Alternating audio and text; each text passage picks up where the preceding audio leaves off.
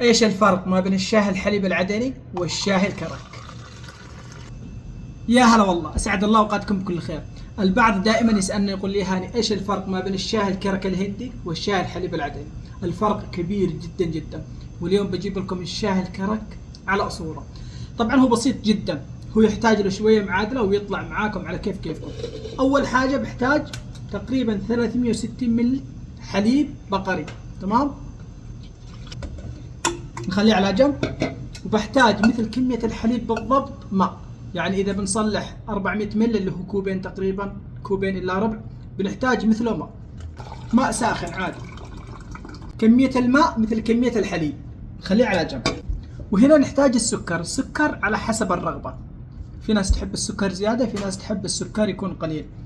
بنحتاج هنا القرفة الأصلية اللي تجيكم بالشكل هذا، مش الثاني الخشب.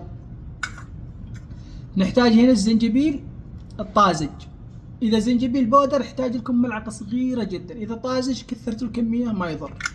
بنحتاج هنا اللي هو القرنفل، بنحتاج هنا الزعفران، بنحتاج هنا الهيل يكون مكسر تكسير، مش مطحون، مكسر تكسير.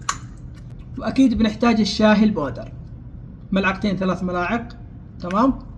وهنا بحتاج تقريبا ملعقتين حليب مجفف.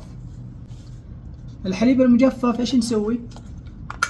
نجيب الحليب الطازج هذا فوقه ونخلطه، بحيث انه لما ننزله ما يتكتلش علينا. والان خليكم مع باقي الخطوات. اول حاجة بنزل نصف كمية السكر، اكرمل السكر، تمام؟ اهم حاجة نكرمل السكر، تمام؟ واول ما تكرمل معي بنزل الماء. بسم الله.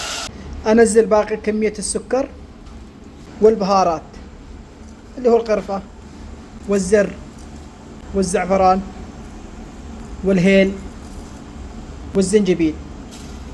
اخلي البهارات تقريبا 5 دقائق بالضبط.